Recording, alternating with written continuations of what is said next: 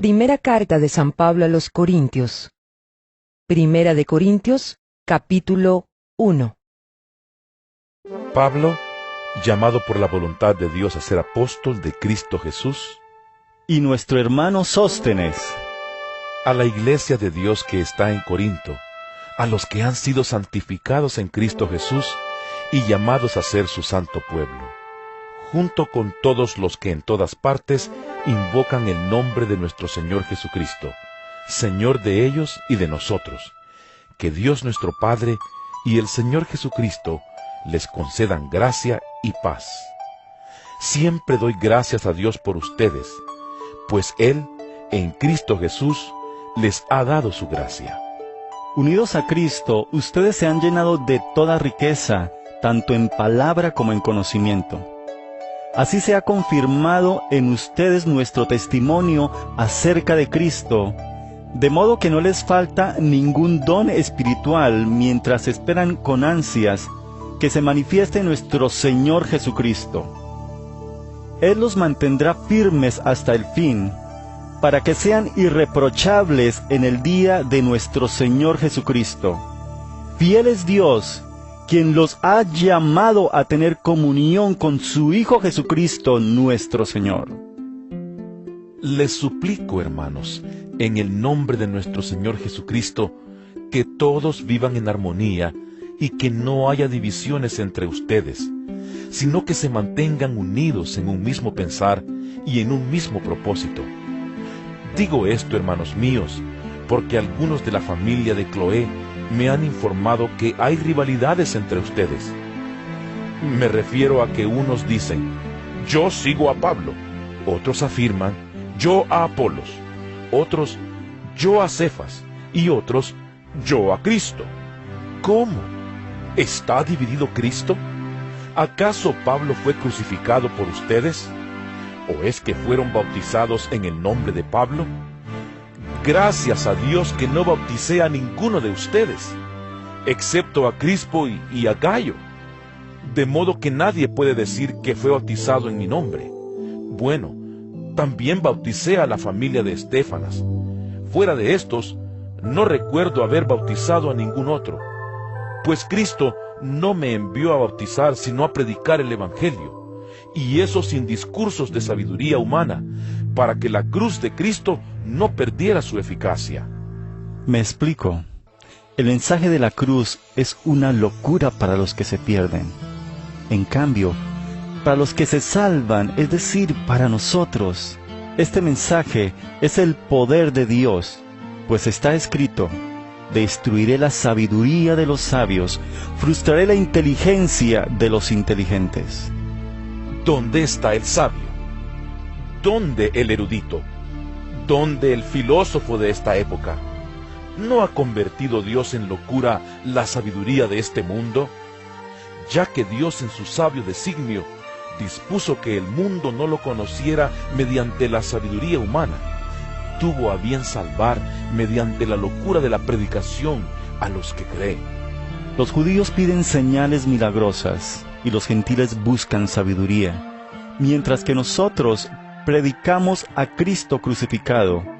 Este mensaje es motivo de tropiezo para los judíos y es locura para los gentiles. Pero para los que Dios ha llamado, lo mismo judíos que gentiles, Cristo es el poder de Dios y la sabiduría de Dios. Pues la locura de Dios es más sabia que la sabiduría humana, y la debilidad de Dios es más fuerte que la fuerza humana. Hermanos, consideren su propio llamamiento. No muchos de ustedes son sabios, según criterios meramente humanos, ni son muchos los poderosos, ni muchos los de noble cuna. Pero Dios escogió lo insensato del mundo para avergonzar a los sabios, y escogió lo débil del mundo para avergonzar a los poderosos. También escogió Dios lo más bajo y despreciado, y lo que no es nada, para anular lo que es, a fin de que en su presencia nadie pueda jactarse. Pero gracias a Él, ustedes están unidos a Cristo Jesús, a quien Dios ha hecho nuestra sabiduría, es decir, nuestra justificación, santificación y redención, para que, como está escrito, si alguien ha de gloriarse, que se gloríe en el Señor. Primera de Corintios, capítulo 2. Yo mismo, hermanos, cuando fui a anunciarles el testimonio de Dios, no lo hice con gran elocuencia y sabiduría. Me propuse más bien, estando entre ustedes, no saber de cosa alguna excepto de Jesucristo, y de éste crucificado.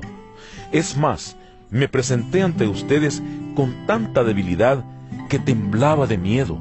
No les hablé ni les prediqué con palabras sabias y elocuentes, sino con demostración del poder del Espíritu, para que la fe de ustedes no dependiera de la sabiduría humana, sino del poder de Dios.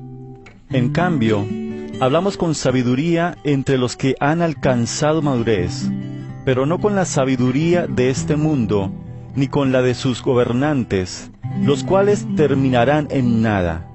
Más bien, exponemos el misterio de la sabiduría de Dios, una sabiduría que ha estado escondida y que Dios había destinado para nuestra gloria desde la eternidad. Ninguno de los gobernantes de este mundo la entendió, porque de haberla entendido, no habrían crucificado al Señor de la gloria. Sin embargo, como está escrito, ningún ojo ha visto, ningún oído ha escuchado, ninguna mente humana ha concebido lo que Dios ha preparado para quienes lo aman. Ahora bien, Dios nos ha revelado esto por medio de su Espíritu, pues el Espíritu lo examina todo, hasta las profundidades de Dios. En efecto, ¿quién conoce los pensamientos del ser humano, sino su propio Espíritu que está en él? Asimismo, nadie conoce los pensamientos de Dios, sino el Espíritu de Dios. Nosotros no hemos recibido el espíritu del mundo, sino el Espíritu que procede de Dios, para que entendamos lo que por su gracia Él nos ha concedido. Esto es precisamente de lo que hablamos, no con las palabras que enseña la sabiduría humana, sino con las que enseña el Espíritu. De modo que expresamos verdades espirituales en términos espirituales. El que no tiene el Espíritu no acepta lo que procede del Espíritu de Dios, pues para él es locura. No puede entenderlo porque hay que discernirlo espiritualmente. En cambio, el que es espiritual lo juzga todo, aunque él mismo no está sujeto al juicio de nadie. Porque, ¿quién ha conocido la mente del Señor para que pueda instruirlo? Nosotros, por nuestra parte, tenemos la mente de Cristo. Primera de Corintios, capítulo 3. Yo, hermanos, no pude dirigirme a ustedes como espirituales, sino como a inmaduros, apenas niños en Cristo. Les di leche porque no podían asimilar alimento sólido, ni pueden todavía, pues aún son inmaduros. Mientras haya entre ustedes celos y contiendas, ¿no serán inmaduros? ¿Acaso no se están comportando según criterios meramente humanos? Cuando uno afirma, yo sigo a Pablo, y otro, yo sigo a Apolos, ¿no es porque están actuando con criterios humanos? Después de todo, ¿qué es Apolos? ¿Y qué es Pablo?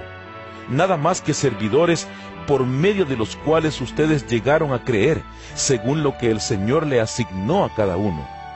Yo sembré, Apolos regó, pero Dios ha dado el crecimiento. Así que no cuenta ni el que siembra ni el que riega, sino solo Dios, quien es el que hace crecer. El que siembra y el que riega están al mismo nivel, aunque cada uno será recompensado según su propio trabajo. En efecto, nosotros somos colaboradores al servicio de Dios, y ustedes son el campo de cultivo de Dios, son el edificio de Dios. Según la gracia que Dios me ha dado, yo, como maestro constructor, eché los cimientos, y otro construye sobre ellos. Pero cada uno tenga cuidado de cómo construye, porque nadie puede poner un fundamento diferente del que ya está puesto, que es Jesucristo. Si alguien construye sobre este fundamento, ya sea con oro, plata y piedras preciosas, o con madera, heno y paja, su obra se mostrará tal cual es, pues el día del juicio la dejará al descubierto. El fuego la dará a conocer y pondrá a prueba la calidad del trabajo de cada uno.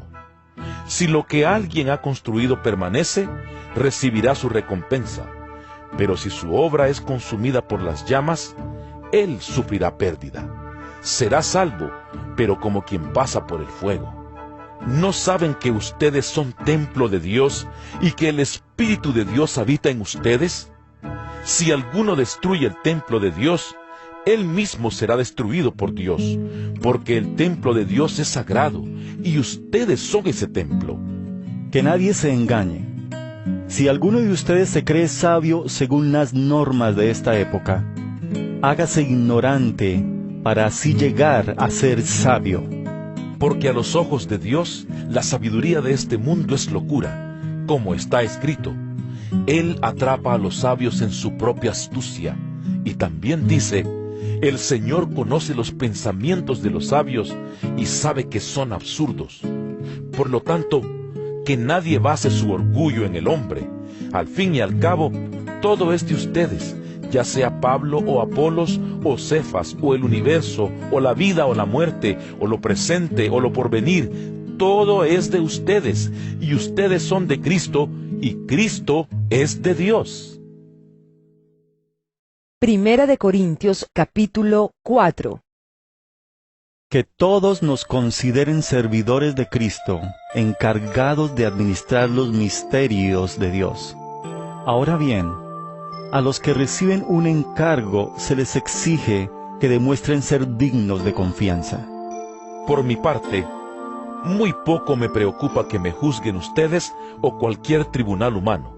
Es más, ni siquiera me juzgo a mí mismo, porque aunque la conciencia no me remuerde, no por eso quedo absuelto. El que me juzga es el Señor. Por lo tanto, no juzguen nada antes de tiempo. Esperen hasta que venga el Señor. Él sacará a la luz lo que está oculto en la oscuridad y pondrá al descubierto las intenciones de cada corazón. Entonces, cada uno recibirá de Dios la alabanza que le corresponda. Hermanos, todo esto lo he aplicado a Apolos y a mí mismo para beneficio de ustedes, con el fin de que aprendan de nosotros aquello de no ir más allá de lo que está escrito. Así ninguno de ustedes podrá engreírse de haber favorecido al uno en perjuicio del otro. ¿Quién te distingue de los demás? ¿Qué tienes que no hayas recibido? Y si lo recibiste, ¿por qué presumes como si no te lo hubieran dado? Ya tienen todo lo que desean, ya se han enriquecido, han llegado a ser reyes y eso sin nosotros. Ojalá fueran de veras reyes para que también nosotros reináramos con ustedes. Por lo que veo, a nosotros los apóstoles, Dios nos ha hecho desfilar en el último lugar, como a los sentenciados a muerte. Hemos llegado a ser un espectáculo para todo el universo, tanto para los ángeles como para los hombres. Por causa de Cristo, nosotros somos los ignorantes. Ustedes, en Cristo, son los inteligentes. Los débiles somos nosotros. Los fuertes son ustedes. A ustedes se les estima, a nosotros se nos desprecia. Hasta el momento pasamos hambre, tenemos sed, nos falta ropa, se nos maltrata, no tenemos dónde vivir. Con estas manos nos matamos trabajando. Si nos maldicen, bendecimos. Si nos persiguen, los soportamos. Si nos calumnian, los tratamos con gentileza. Se nos considera la escoria de la tierra, la basura del mundo, y así hasta el día de hoy. No les escribo esto para avergonzarlos, sino para amonestarlos, como a hijos míos amados.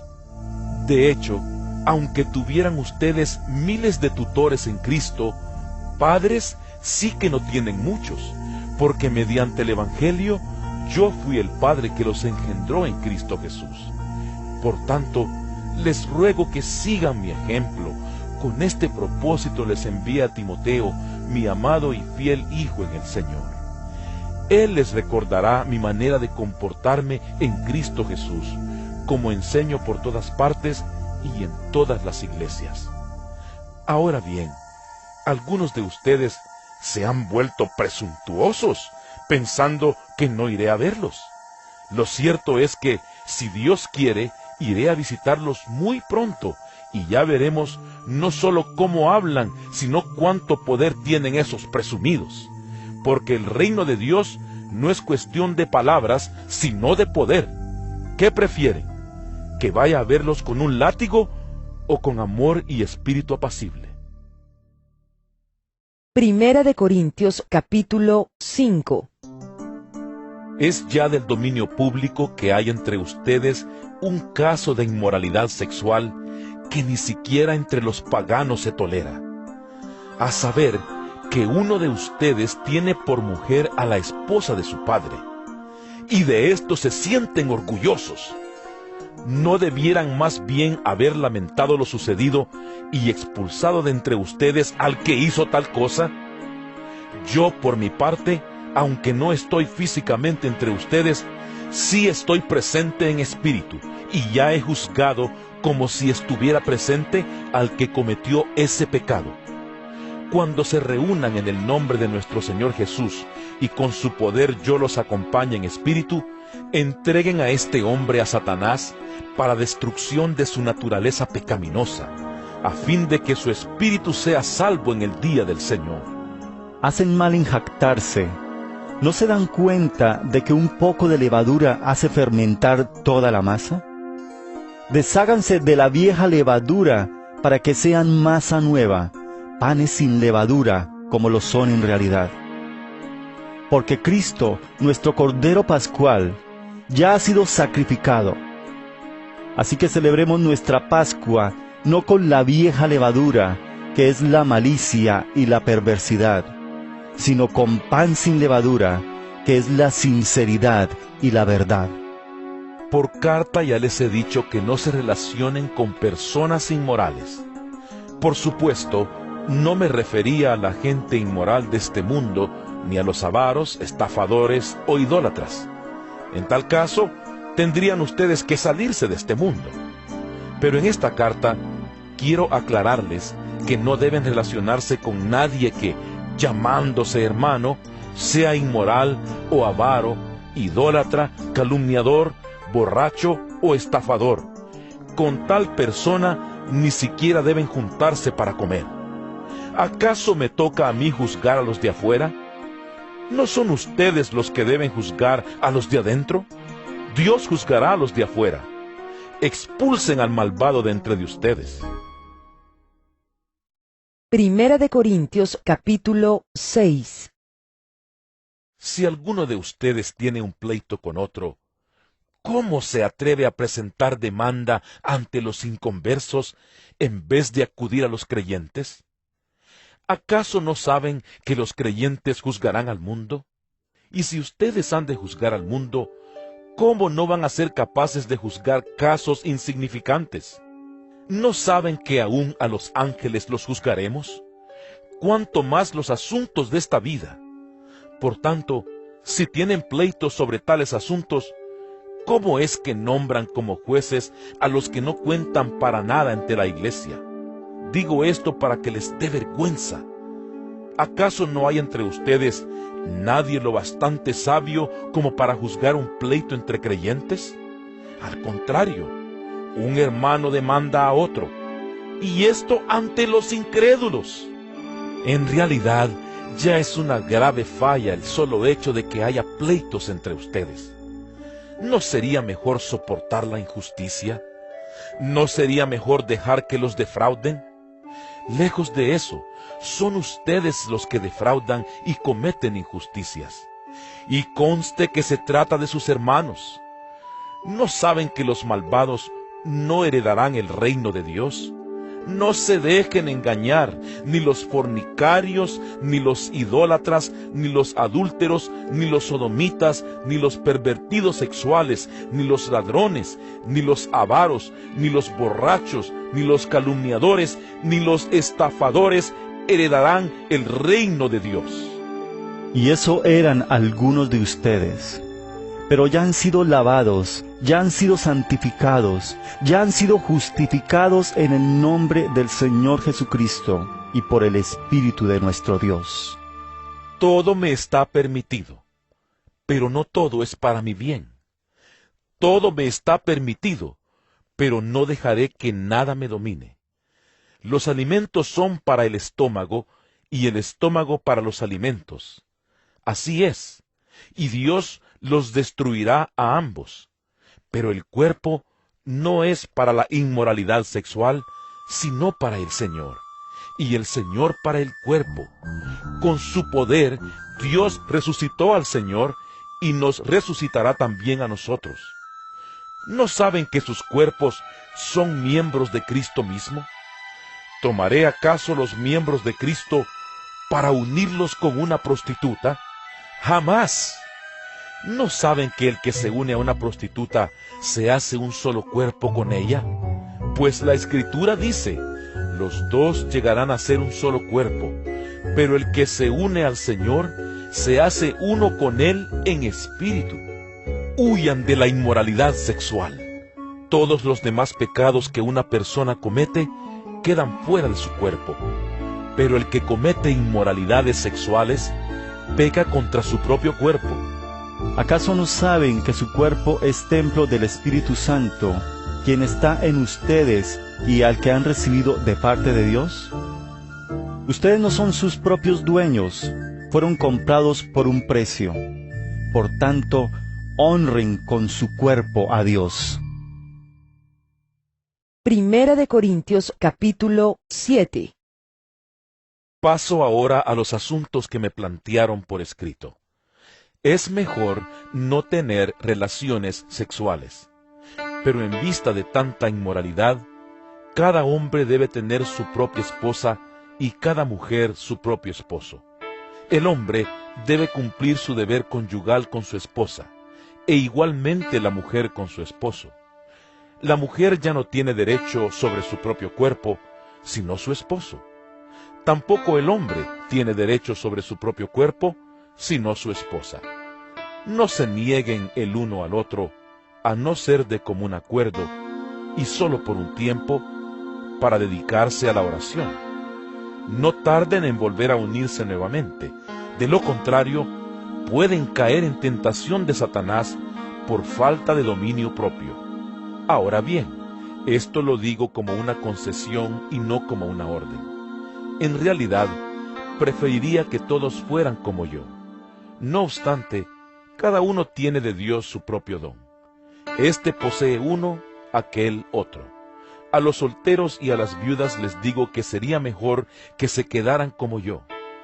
Pero si no pueden dominarse, que se casen, porque es preferible casarse que quemarse de pasión. A los casados les doy la siguiente orden: no yo, sino el Señor, que la mujer no se separe de su esposo. Sin embargo, si se separa, que no se vuelva a casar, de lo contrario, que se reconcilie con su esposo.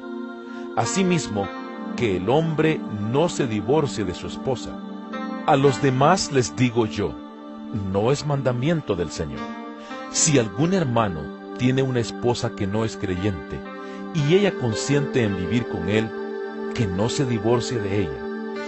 Y si una mujer tiene un esposo que no es creyente, y él consiente en vivir con ella, que no se divorcie de él. Porque el esposo no creyente ha sido santificado por la unión con su esposa, y la esposa no creyente ha sido santificada por la unión con su esposo creyente. Si así no fuera, sus hijos serían impuros, mientras que de hecho son santos. Sin embargo, si el cónyuge no creyente decide separarse, no se lo impidan. En tales circunstancias, el cónyuge creyente queda sin obligación. Dios nos ha llamado a vivir en paz. ¿Cómo sabes tú, mujer, si acaso salvarás a tu esposo? ¿O cómo sabes tú, hombre, si acaso salvarás a tu esposa?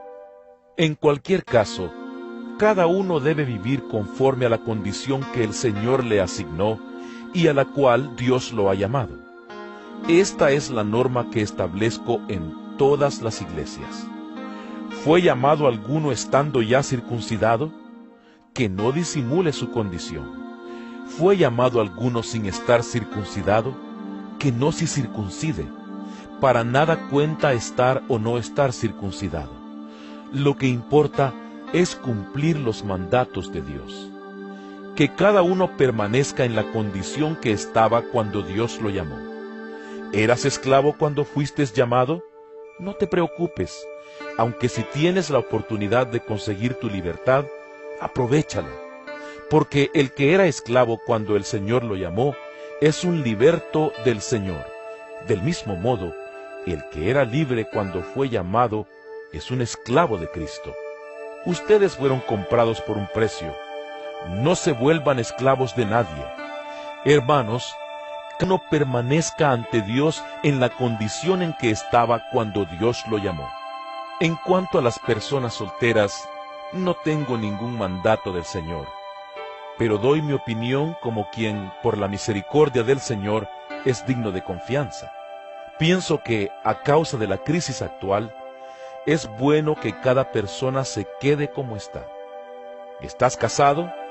No procures divorciarte. ¿Estás soltero? No busques esposa. Pero si te casas, no pecas. Y si una joven se casa, tampoco comete pecado. Sin embargo, los que se casan tendrán que pasar por muchos aprietos y yo quiero evitárselos. Lo que quiero decir, hermanos, es que nos queda poco tiempo. De aquí en adelante, los que tienen esposa deben vivir como si no la tuvieran. Los que lloran, como si no lloraran. Los que se alegran, como si no se alegraran. Los que compran algo, como si no lo poseyeran. Los que disfrutan de las cosas de este mundo, como si no disfrutaran de ellas. Porque este mundo, en su forma actual, está por desaparecer. Yo preferiría que estuvieran libres de preocupaciones. El soltero se preocupa de las cosas del Señor y de cómo agradarlo, pero el casado se preocupa de las cosas de este mundo y de cómo agradar a su esposa. Sus intereses están divididos. La mujer no casada, lo mismo que la joven soltera, se preocupa de las cosas del Señor, se afana por consagrarse al Señor, tanto en cuerpo como en espíritu. Pero la casada se preocupa de las cosas de este mundo y de cómo agradar a su esposo. Les digo esto por su propio bien, no para ponerles restricciones, sino para que vivan con decoro y plenamente dedicados al Señor. Si alguno piensa que no está tratando a su prometida como es debido, y ella ha llegado ya a su madurez, por lo cual él se siente obligado a casarse, que lo haga. Con eso no peca, que se case. Pero el que se mantiene firme en su propósito y no está dominado por sus impulsos, sino que domina su propia voluntad, y ha resuelto no casarse con su prometida, también hace bien. De modo que el que se casa con su prometida hace bien, pero el que no se casa hace mejor. La mujer está ligada a su esposo mientras él vive, pero si el esposo muere, ella queda libre para casarse con quien quiera, con tal de que sea en el Señor. En mi opinión, ella será más feliz si no se casa, y creo que yo también tengo el Espíritu de Dios. Primera de Corintios capítulo 8. En cuanto a lo sacrificado a los ídolos, es cierto que todos tenemos conocimiento. El conocimiento envanece, mientras que el amor edifica. El que cree que sabe algo, todavía no sabe como debiera saber. Pero el que ama a Dios es conocido por Él. De modo que, en cuanto a comer lo sacrificado a los ídolos, sabemos que un ídolo no es absolutamente nada, y que hay un solo Dios. Pues aunque haya los así llamados dioses, ya sea en el cielo o en la tierra, y por cierto que hay muchos dioses y muchos señores, para nosotros no hay más que un solo Dios, el Padre, de quien todo procede y para el cual vivimos, y no hay más que un solo Señor, es decir, Jesucristo, por quien todo existe y por medio del cual vivimos. Pero no todos tienen conocimiento de esto.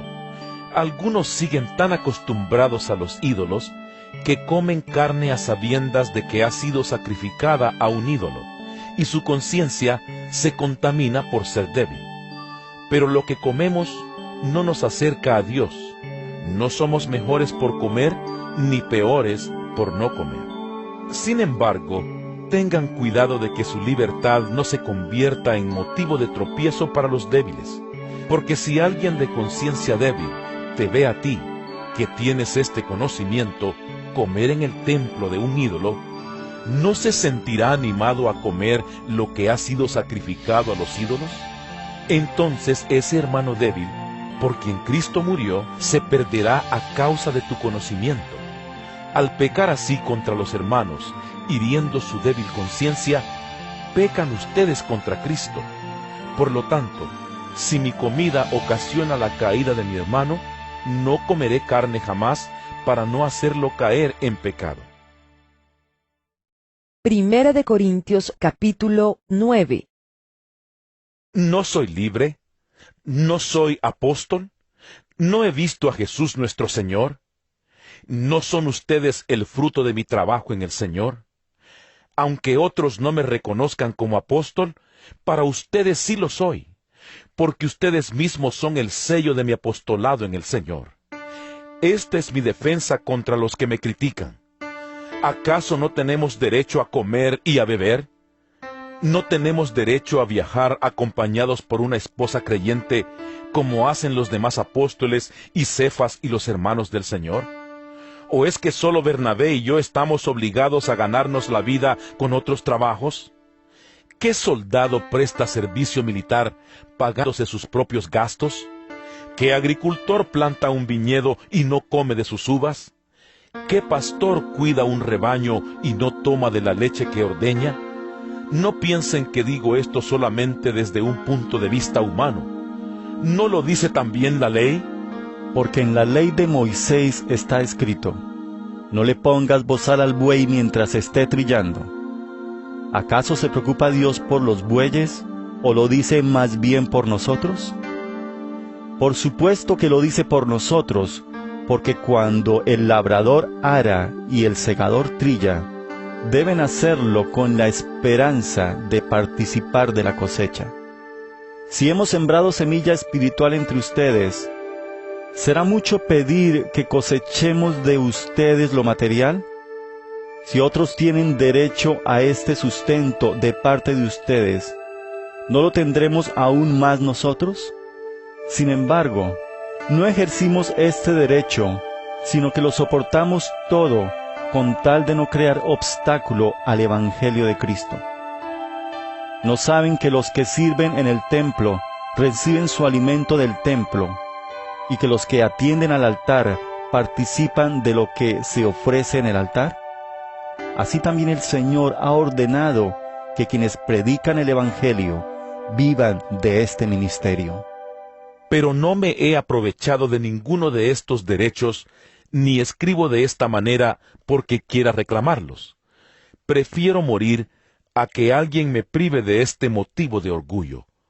Sin embargo, cuando predico el Evangelio, no tengo de qué enorgullecerme, ya que estoy bajo la obligación de hacerlo. ¡Ay de mí si no predico el Evangelio! En efecto, si lo hiciera por mi propia voluntad, tendría recompensa, pero si lo hago por obligación, no hago más que cumplir la tarea que se me ha encomendado. ¿Cuál es entonces mi recompensa? Pues que al predicar el Evangelio pueda presentarlo gratuitamente sin hacer valer mi derecho. Aunque soy libre respecto a todos, de todos me he hecho esclavo para ganar a tantos como sea posible. Entre los judíos me volví judío, a fin de ganarlos a ellos. Entre los que viven bajo la ley, me volví como los que están sometidos a ella, aunque yo mismo no vivo bajo la ley, a fin de ganar a estos. Entre los que no tienen la ley, me volví como los que están sin ley, aunque no estoy libre de la ley de Dios, sino comprometido con la ley de Cristo, a fin de ganar a los que están sin ley. Entre los débiles me hice débil, a fin de ganar a los débiles. Me hice todo para todos, a fin de salvar a algunos por todos los medios posibles.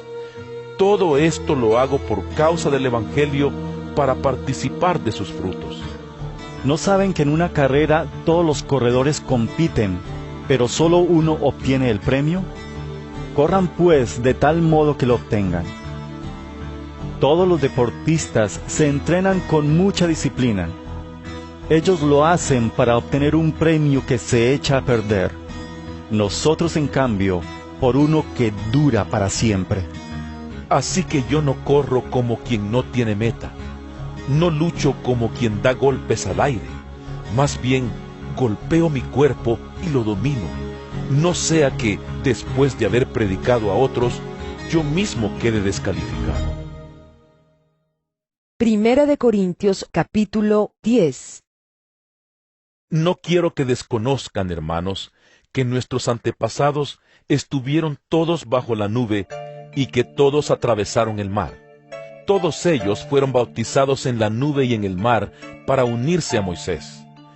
Todos también comieron el mismo alimento espiritual y tomaron la misma bebida espiritual, pues bebían de la roca espiritual que los acompañaba, y la roca era Cristo. Sin embargo, la mayoría de ellos no agradaron a Dios, y sus cuerpos quedaron tendidos en el desierto. Todo eso sucedió para servirnos de ejemplo, a fin de que no nos apasionemos por lo malo, como lo hicieron ellos. No sean idólatras, como lo fueron algunos de ellos. Según está escrito, se sentó el pueblo a comer y a beber, y se entregó al desenfreno. No cometamos inmoralidad sexual, como algunos lo hicieron, por lo que un solo día perecieron 23,000. Tampoco pongamos a prueba al Señor, como lo hicieron algunos y murieron víctimas de las serpientes. Ni murmuren contra Dios, como lo hicieron algunos y sucumbieron a manos del ángel destructor. Todo eso les sucedió para servir de ejemplo, y quedó escrito para advertencia nuestra, pues a nosotros nos ha llegado el fin de los tiempos. Por lo tanto, si alguien piensa que está firme, tenga cuidado de no caer. Ustedes no han sufrido ninguna tentación que no sea común al género humano.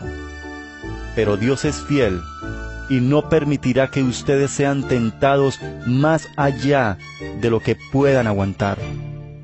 Más bien, cuando llegue la tentación, Él les dará también una salida, a fin de que puedan resistir.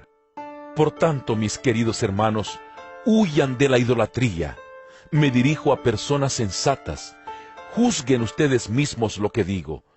Esa copa de bendición por la cual damos gracias, ¿no significa que entramos en comunión con la sangre de Cristo? Ese pan que partimos, ¿no significa que entramos en comunión con el cuerpo de Cristo? Hay un solo pan del cual todos participamos. Por eso, aunque somos muchos, formamos un solo cuerpo. Consideren al pueblo de Israel como tal. ¿No entran en comunión con el altar los que comen de lo sacrificado? ¿Qué quiero decir con esta comparación? ¿Que el sacrificio que los gentiles ofrecen a los ídolos sea algo, o que el ídolo mismo sea algo? No, sino que cuando ellos ofrecen sacrificios, lo hacen para los demonios, no para Dios. Y no quiero que ustedes entren en comunión con los demonios. No pueden beber de la copa del Señor y también de la copa de los demonios. No pueden participar de la mesa del Señor y también de la mesa de los demonios. ¿O vamos a provocar a celos al Señor? ¿Somos acaso más fuertes que Él? Todo está permitido, pero no todo es provechoso. Todo está permitido, pero no todo es constructivo. Que nadie busque sus propios intereses, sino los del prójimo. Coman de todo lo que se vende en la carnicería, sin preguntar nada por motivo de conciencia. Porque del Señor es la tierra, y todo cuanto hay en ella. Si algún incrédulo los invita a comer, y ustedes aceptan la invitación, coman de todo lo que les sirvan sin preguntar nada por motivos de conciencia. Ahora bien, si alguien les dice, esto ha sido ofrecido en sacrificio a los ídolos, entonces no lo coman por consideración al que se lo mencionó y por motivos de conciencia. Me refiero a la conciencia del otro, no a la de ustedes. ¿Por qué se ha de juzgar mi libertad de acuerdo con la conciencia ajena? Si con gratitud participo de la comida, ¿me van a condenar por comer algo por lo cual doy gracias a Dios? En conclusión, ya sea que coman o beban o hagan cualquier otra cosa, háganlo todo para la gloria de Dios. No hagan tropezar a nadie, ni a judíos, ni a gentiles, ni a la iglesia de Dios. Hagan como yo, que procuro agradar a todos en todo. No busco mis propios intereses, sino los de los demás, para que sean salvos. Primera de Corintios capítulo 11. Imítenme a mí como yo imito a Cristo. Los elogio porque se acuerdan de mí en todo y retienen las enseñanzas tal como se las transmití. Ahora bien, quiero que entiendan que Cristo es cabeza de todo hombre, mientras que el hombre es cabeza de la mujer y Dios es cabeza de Cristo. Todo hombre que ora o profetiza con la cabeza cubierta, deshonra al que es su cabeza. En cambio, toda mujer que ora o profetiza con la cabeza descubierta, deshonra al que es su cabeza. Es como si estuviera rasurada. Si la mujer no se cubre la cabeza, que se corte también el cabello. Pero si es vergonzoso para la mujer tener el pelo corto o la cabeza rasurada, que se la cubra. El hombre no debe cubrirse la cabeza, ya que él es imagen y gloria de Dios, mientras que la mujer es gloria del hombre. De hecho, el hombre no procede de la mujer, sino la mujer del hombre. Ni tampoco fue creado el hombre a causa de la mujer, sino la mujer a causa del hombre. Por esta razón y a causa de los ángeles, la mujer debe llevar sobre la cabeza señal de autoridad. Sin embargo, en el Señor, ni la mujer existe aparte del hombre, ni el hombre aparte de la mujer. Porque así como la mujer procede del hombre, también el hombre nace de la mujer. Pero todo proviene de Dios. Juzguen ustedes mismos. ¿Es apropiado que la mujer ore a Dios sin cubrirse la cabeza? ¿No les enseña el mismo orden natural de las cosas que es una vergüenza para el hombre dejarse crecer el cabello, mientras que es una gloria para la mujer llevar cabello largo? Es que a ella se le ha dado su cabellera como velo. Si alguien insiste en discutir este asunto, tenga en cuenta que nosotros no tenemos otra costumbre, ni tampoco las iglesias de Dios. Al darles las siguientes instrucciones, no puedo elogiarlos, ya que sus reuniones traen más perjuicio que beneficio.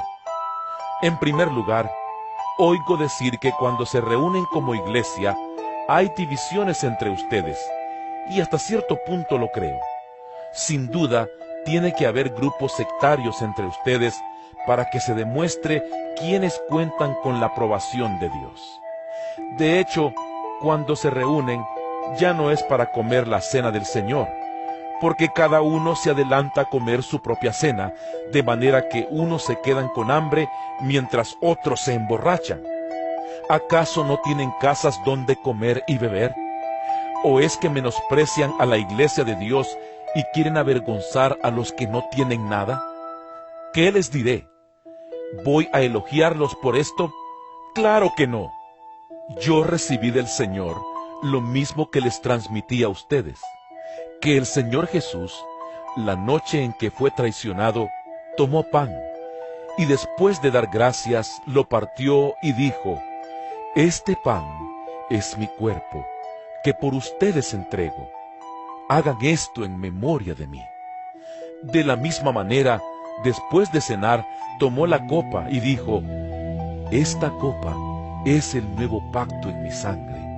Hagan esto cada vez que beban de ella en memoria de mí. Porque cada vez que comen este pan y beben de esta copa, proclaman la muerte del Señor hasta que Él venga. Por lo tanto, cualquiera que coma el pan o beba de la copa del Señor de manera indigna, será culpable de pecar contra el cuerpo y la sangre del Señor. Así que cada uno debe examinarse a sí mismo antes de comer el pan y beber de la copa. Porque el que come y bebe sin discernir el cuerpo, come y bebe su propia condena. Por eso hay entre ustedes muchos débiles y enfermos, e incluso varios han muerto. Si nos examináramos a nosotros mismos, no se nos juzgaría. Pero si nos juzga el Señor, nos disciplina para que no seamos condenados con el mundo. Así que, hermanos míos, cuando se reúnan para comer, espérense unos a otros. Si alguno tiene hambre, que come en su casa, para que las reuniones de ustedes no resulten dignas de condenación. Los demás asuntos los arreglaré cuando los visite. Primera de Corintios capítulo 12. En cuanto a los dones espirituales, hermanos, quiero que entiendan bien este asunto. Ustedes saben que cuando eran paganos, se dejaban arrastrar hacia los ídolos mudos. Por eso les advierto que nadie que esté hablando por el Espíritu de Dios puede maldecir a Jesús, ni nadie puede decir: Jesús es el Señor, sino por el Espíritu Santo. Ahora bien, hay diversos dones, pero un mismo Espíritu. Hay diversas maneras de servir, pero un mismo Señor. Hay diversas funciones, pero es un mismo Dios el que hace todas las cosas en todos. A cada uno se le da una manifestación especial del Espíritu para el bien de los demás. A unos, Dios les da por el Espíritu palabra de sabiduría. A otros, por el mismo Espíritu, palabra de conocimiento. A otros, fe por medio del mismo Espíritu. A otros, y por ese mismo Espíritu, dones para sanar enfermos. A otros, poderes milagrosos. A otros, profecía. A otros, el discernir espíritus. A otros, el hablar en diversas lenguas. Y a otros, el interpretar lenguas. Todo esto lo hace un mismo y único Espíritu, quien reparte a cada uno según Él lo determina. De hecho, aunque el cuerpo es uno solo, tiene muchos miembros, y todos los miembros, no obstante ser muchos, forman un solo cuerpo. Así sucede con Cristo. Todos fuimos bautizados por un solo Espíritu para constituir un solo cuerpo, ya seamos judíos o gentiles, esclavos o libres, y a todos se nos dio a beber de un mismo Espíritu. Ahora bien, el cuerpo no consta de un solo miembro, sino de muchos. Si el pie dijera: como no soy mano, no soy del cuerpo, no por eso dejaría ser parte del cuerpo. Y si la oreja dijera: como no soy ojo, no soy del cuerpo, no por eso dejaría de ser parte del cuerpo. Si todo el cuerpo fuera ojo, ¿qué sería del oído? Si todo el cuerpo fuera oído, ¿qué sería del olfato? En realidad, Dios colocó cada miembro del cuerpo como mejor le pareció. Si todos ellos fueran un solo miembro, ¿qué sería del cuerpo? Lo cierto es que hay muchos miembros, pero el cuerpo es uno solo. El ojo no puede decirle a la mano: no te necesito, ni puede la cabeza decirles a los pies: no los necesito. Al contrario, los miembros del cuerpo que parecen más débiles son indispensables, y a los que nos parecen menos honrosos los tratamos con honra especial. y se les trata con especial modestia a los miembros que nos parecen menos presentables, mientras que los más presentables no requieren trato especial. Así Dios ha dispuesto los miembros de nuestro cuerpo, dando mayor honra a los que menos tenían, a fin de que no haya división en el cuerpo, sino que sus miembros se preocupen por igual unos por otros. Si uno de los miembros sufre, los demás comparten su sufrimiento, y si uno de ellos recibe honor, los demás se alegran con él. Ahora bien, ustedes son el cuerpo de Cristo, y cada uno es miembro de ese cuerpo. En la iglesia Dios ha puesto en primer lugar apóstoles, en segundo lugar profetas, en tercer lugar maestros, luego los que hacen milagros, después los que tienen dones para sanar enfermos, los que ayudan a otros, los que administran y los que hablan en diversas lenguas. ¿Son todos apóstoles? ¿Son todos profetas? ¿Son todos maestros? ¿Hacen todos milagros? ¿Tienen todos dones para sanar enfermos? ¿Hablan todos en lenguas? ¿Acaso interpretan todos? Ustedes, por su parte, ambicionen los mejores dones. Ahora les voy a mostrar un camino más excelente. Primera de Corintios capítulo 13.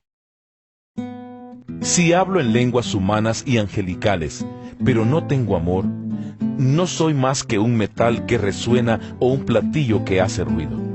Si tengo el don de profecía y entiendo todos los misterios y poseo todo conocimiento, y si tengo una fe que logra trasladar montañas, pero me falta el amor, no soy nada. Si reparto entre los pobres todo lo que poseo, y si entrego mi cuerpo para que lo consuman las llamas, pero no tengo amor, nada gano con eso. El amor es paciente, es bondadoso. El amor no es envidioso ni jactancioso, ni orgulloso, no se comporta con rudeza, no es egoísta, no se enoja fácilmente, no guarda rencor. El amor no se deleita en la maldad, sino que se regocija con la verdad. Todo lo disculpa, todo lo cree, todo lo espera, todo lo soporta. El amor jamás se extingue, mientras que el don de profecía cesará. El de lengua será silenciado y el de conocimiento desaparecerá, porque conocemos y profetizamos de manera imperfecta, pero cuando llegue lo perfecto, lo imperfecto desaparecerá. Cuando yo era niño, hablaba como niño, pensaba como niño, razonaba como niño. Cuando llegué a ser adulto, dejé atrás las cosas de niño. Ahora vemos de manera indirecta y velada, como en un espejo, pero entonces veremos cara a cara. Ahora conozco de manera imperfecta, pero entonces conoceré tal y como soy conocido. Ahora pues, permanecen estas tres virtudes: la fe, la esperanza y el amor. Pero la más excelente de ellas es el amor. Primera de Corintios capítulo 14. Empéñense en seguir el amor y ambicionen los dones espirituales, sobre todo el de profecía, porque el que habla en lenguas no habla a los demás sino a Dios. En realidad, nadie le entiende lo que dice, pues habla misterios por el Espíritu. En cambio, el que profetiza habla a los demás para edificarlos, animarlos y consolarlos. El que habla en lenguas se edifica a sí mismo. En cambio, el que profetiza edifica a la iglesia. Yo quisiera que todos ustedes hablaran en lenguas, pero mucho más que profetizaran. El que profetiza aventaja al que habla en lenguas, a menos que éste también interprete para que la iglesia reciba edificación. Hermanos, si ahora fuera a visitarlos y les hablara en lenguas, ¿de qué les serviría a menos que les presentara alguna revelación, conocimiento, profecía o enseñanza? Aún en el caso de los instrumentos musicales, tales como la flauta o el arpa, ¿cómo se reconocerá lo que tocan si no dan distintamente sus sonidos? Y si la trompeta no da un toque claro, ¿quién se va a preparar para la batalla? Así sucede con ustedes. a menos que su lengua pronuncie palabras comprensibles. ¿Cómo se sabrá lo que dicen? ¿Cómo será si hablaran al aire? Será como si hablaran al aire. ¿Quién sabe cuántos idiomas hay en el mundo y ninguno carece de sentido? Pero si no capto el sentido de lo que alguien dice, seré como un extranjero para el que me habla, y él lo será para mí. Por eso ustedes, ya que tanto ambicionan dones espirituales, procuren que éstos abunden para la edificación de la iglesia. Por esta razón, el que habla en lenguas, pida en oración el don de interpretar lo que diga. Porque si yo oro en lenguas, mi espíritu ora, pero mi entendimiento no se beneficia en nada. ¿Qué debo hacer entonces? Pues orar con el espíritu, pero también con el entendimiento, cantar con el espíritu, pero también con el entendimiento. De otra manera, si alabas a Dios con el espíritu, ¿cómo puede quien no es instruido decir amén a tu acción de gracias, puesto que no entiende lo que dices? En ese caso, tu acción de gracias es admirable, pero no edifica al otro. Doy gracias a Dios porque hablo en lenguas más que todos ustedes. Sin embargo, en la iglesia prefiero emplear 5 palabras comprensibles y que me sirvan para instruir a los demás que 10,000 palabras en lenguas. Hermanos, no sean niños en su modo de pensar. Sean niños en cuanto a la malicia, pero adultos en su modo de pensar. En la ley está escrito: por medio de gente de lengua extraña y por boca de extranjeros hablaré a este pueblo, pero ni aun así me escucharán, dice el Señor. De modo que el hablar en lenguas es una señal, no para los creyentes, sino para los incrédulos. En cambio, la profecía no es señal para los incrédulos, sino para los creyentes. Así que, si toda la iglesia se reúne y todos hablan en lenguas, y entran algunos que no entienden o no creen, ¿no dirán que ustedes están locos? Pero si uno que no cree o uno que no entiende entra cuando todos están profetizando, se sentirá reprendido y juzgado por todos, y los secretos de su corazón quedarán al descubierto. Así que se postrará ante Dios y lo adorará exclamando: realmente Dios está entre ustedes. ¿Qué concluimos, hermanos? Que cuando se reúnan, cada uno puede tener un himno, una enseñanza, una revelación, un mensaje en lenguas o una interpretación. Todo esto debe hacerse para la edificación de la iglesia. Si se habla en lenguas, que hablen 2, o cuando mucho 3, cada uno por turno, y que alguien interprete. Si no hay intérprete, que guarden silencio en la iglesia, y cada uno hable para sí mismo y para Dios. En cuanto a los profetas, que hablen 2 o 3, y que los demás examinen con cuidado lo dicho. Si alguien que está sentado recibe una revelación, el que esté hablando ceda la palabra. Así todos pueden profetizar por turno, para que todos reciban instrucción y aliento. El don de profecía está bajo el control de los profetas. Porque Dios no es un Dios de desorden, sino de paz. Como es costumbre en las congregaciones de los creyentes, guarden las mujeres silencio en la iglesia, pues no les está permitido hablar. Que estén sumisas como lo establece la ley. Si quieren saber algo, que se lo pregunten en casa a sus esposos, porque no está bien visto que una mujer hable en la iglesia.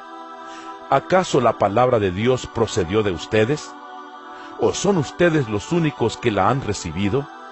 Si alguno se cree profeta o espiritual, reconozca que esto que les escribo es mandato del Señor. Si no lo reconoce, tampoco él será reconocido. Así que, hermanos míos, ambicionen el don de profetizar y no prohíban que se hable en lenguas, pero todo debe hacerse de una manera apropiada y con orden. Primera de Corintios capítulo 15. Ahora, hermanos, quiero recordarles el Evangelio que les prediqué, el mismo que recibieron, en el cual se mantienen firmes. Mediante este Evangelio son salvos, si se aferran a la palabra que les prediqué. De otro modo, habrán creído en vano. Porque ante todo, les transmití a ustedes lo que yo mismo recibí, que Cristo murió por nuestros pecados según las Escrituras, que fue sepultado, que resucitó al tercer día según las Escrituras, y que se apareció a Cefas y luego a los 12. Después se apareció a más de 500 hermanos a la vez, la mayoría de los cuales vive todavía, aunque algunos han muerto. Luego se apareció a Jacobo, más tarde a todos los apóstoles, y por último, como a uno nacido fuera de tiempo, se me apareció también a mí. Admito que yo soy el más insignificante de los apóstoles y que ni siquiera merezco ser llamado apóstol, porque perseguí a la iglesia de Dios. Pero por la gracia de Dios soy lo que soy, y la gracia que Él me concedió no fue infructuosa. Al contrario, he trabajado con más tesón que todos ellos, aunque no yo, sino la gracia de Dios que está conmigo. En fin, ya sea que se trate de mí o de ellos, esto es lo que predicamos, y esto es lo que ustedes han creído. Ahora bien, si se predica que Cristo ha sido levantado de entre los muertos, ¿cómo dicen algunos de ustedes que no hay resurrección? Si no hay resurrección, entonces ni siquiera Cristo ha resucitado. Y si Cristo no ha resucitado, nuestra predicación no sirve para nada, como tampoco la fe de ustedes. Aún más, resultaríamos falsos testigos de Dios por haber testificado que Dios resucitó a Cristo, lo cual no habría sucedido si en verdad los muertos no resucitan. Porque si los muertos no resucitan, tampoco Cristo ha resucitado. Y si Cristo no ha resucitado, la fe de ustedes es ilusoria, y todavía están en sus pecados. En ese caso, también están perdidos los que murieron en Cristo. Si la esperanza que tenemos en Cristo fuera solo para esta vida, seríamos los más desdichados de todos los mortales. Lo cierto es que Cristo ha sido levantado de entre los muertos como primicias de los que murieron. De hecho, ya que la muerte vino por medio de un hombre, también por medio de un hombre viene la resurrección de los muertos. Pues así como en Adán todos mueren, también en Cristo todos volverán a vivir, pero cada uno en su debido orden. Cristo, las primicias, después, cuando Él venga, los que le pertenecen. Entonces vendrá el fin, cuando Él entregue el reino a Dios el Padre, luego de destruir todo dominio, autoridad y poder. Porque es necesario que Cristo reine hasta poner a todos sus enemigos debajo de sus pies. El último enemigo que será destruido es la muerte, pues Dios ha sometido todo a su dominio. Al decir que todo ha quedado sometido a su dominio, es claro que no se incluye a Dios mismo, quien todo lo sometió a Cristo. Y cuando todo le sea sometido, entonces el Hijo mismo se someterá a aquel que le sometió todo, para que Dios sea todo en todos. Si no hay resurrección, ¿qué sacan los que se bautizan por los muertos? Si en definitiva los muertos no resucitan, ¿por qué se bautizan por ellos? Y nosotros, ¿por qué nos exponemos al peligro a todas horas? Que cada día muero, hermanos, es tan cierto como el orgullo que siento por ustedes en Cristo Jesús nuestro Señor. ¿Qué he ganado si solo por motivos humanos en Éfeso luché contra las fieras? Si los muertos no resucitan, comamos y bebamos, que mañana moriremos. No se dejen engañar. Las malas compañías corrompen las buenas costumbres. Vuelvan a su sano juicio como conviene y dejen de pecar. En efecto, hay algunos de ustedes que no tienen conocimiento de Dios. Para vergüenza de ustedes lo digo. Tal vez alguien pregunte, ¿cómo resucitarán los muertos? ¿Con qué clase de cuerpo vendrán? ¡Qué tontería! Lo que tú siembras no cobra vida a menos que muera. No plantas el cuerpo que luego ha de nacer, sino que siembras una simple semilla de trigo o de otro grano. Pero Dios le da el cuerpo que quiso darle, y a cada clase de semilla le da un cuerpo propio.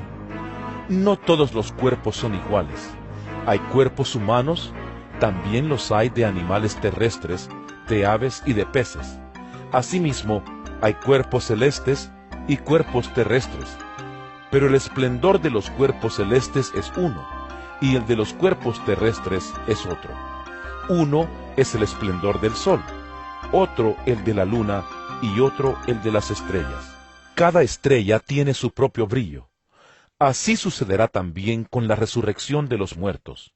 Lo que se siembra en corrupción, resucita en incorrupción. Lo que se siembra en oprobio, resucita en gloria. Lo que se siembra en debilidad, resucita en poder. Se siembra un cuerpo natural, resucita un cuerpo espiritual. Si hay un cuerpo natural, también hay un cuerpo espiritual. Así está escrito. El primer hombre, Adán, se convirtió en un ser viviente. El último Adán, en el espíritu que da vida. No vino primero lo espiritual, sino lo natural, y después lo espiritual. El primer hombre era del polvo de la tierra, el segundo hombre del cielo. Como es aquel hombre terrenal, así son también los de la tierra, y como es el celestial, así son también los del cielo. Y así como hemos llevado la imagen de aquel hombre terrenal, llevaremos también la imagen del celestial. Les declaro, hermanos, que el cuerpo mortal no puede heredar el reino de Dios, ni lo corruptible puede heredar lo incorruptible. Fíjense bien en el misterio que les voy a revelar. No todos moriremos, pero todos seremos transformados en un instante, en un abrir y cerrar de ojos, al toque final de la trompeta. Pues sonará la trompeta y los muertos resucitarán con un cuerpo incorruptible, y nosotros seremos transformados, porque lo corruptible tiene que revestirse de lo incorruptible y lo mortal de inmortalidad. Cuando lo corruptible se revista de lo incorruptible y lo mortal de inmortalidad, entonces se cumplirá lo que está escrito: la muerte ha sido devorada por la victoria. ¿Dónde está, oh muerte, tu victoria? ¿Dónde está, oh muerte, tu aguijón? El aguijón de la muerte es el pecado, y el poder del pecado es la ley. Pero gracias a Dios que nos da la victoria por medio de nuestro Señor Jesucristo. Por lo tanto, mis queridos hermanos, manténganse firmes e inconmovibles, progresando siempre en la obra del Señor, conscientes de que su trabajo en el Señor no es en vano. Primera de Corintios capítulo 16. En cuanto a la colecta para los creyentes, sigan las instrucciones que di a las iglesias de Galacia. El primer día de la semana, cada uno de ustedes aparte y guarde algún dinero conforme a sus ingresos, para que no se tengan que hacer colectas cuando yo vaya. Luego, cuando llegue, daré cartas de presentación a los que ustedes hayan aprobado y los enviaré a Jerusalén con los donativos que hayan recogido. Si conviene que yo también vaya, iremos juntos. Después de pasar por Macedonia, pues tengo que atravesar esa región, iré a verlos. Es posible que me quede con ustedes algún tiempo y tal vez pase allí el invierno para que me ayuden a seguir el viaje a donde quiera que vaya. Esta vez no quiero verlos solo de paso, más bien espero permanecer algún tiempo con ustedes, si el Señor así lo permite. Pero me quedaré en Éfeso hasta Pentecostés, porque se me ha presentado una gran oportunidad para un trabajo eficaz, a pesar de que hay muchos en mi contra. Si llega Timoteo, procuren que se sienta cómodo entre ustedes, porque él trabaja como yo en la obra del Señor. Por tanto, que nadie lo menosprecie. Ayúdenlo a seguir su viaje en paz para que pueda volver a reunirse conmigo, pues estoy esperándolo junto con los hermanos. En cuanto a nuestro hermano Apolos, le rogué encarecidamente que, en compañía de otros hermanos, les hiciera una visita. No quiso de ninguna manera ir ahora, pero lo hará cuando se le presente la oportunidad. Manténganse alerta, permanezcan firmes en la fe, sean valientes y fuertes, hagan todo con amor. Bien saben que los de la familia de Estéfanas fueron los primeros convertidos de Acaya, y que se han dedicado a servir a los creyentes. Les recomiendo, hermanos, que se pongan a disposición de aquellos y de todo el que colabore en este arduo trabajo. Me alegré cuando llegaron Estéfanas, Fortunato y Acaico, porque ellos han suplido lo que ustedes no podían darme, ya que han tranquilizado mi espíritu y también el de ustedes. Tales personas merecen que se les exprese reconocimiento. Las iglesias de la provincia de Asia les mandan saludos. Aquila y Priscila los saludan cordialmente en el Señor, como también la iglesia que se reúne en la casa de ellos. Todos los hermanos les mandan saludos. Salúdense unos a otros con un beso santo. Yo, Pablo, escribo este saludo de mi puño y letra. Si alguno no ama al Señor, quede bajo maldición. Maranata, que la gracia del Señor Jesús sea con ustedes. Los amo a todos ustedes en Cristo Jesús. Amén.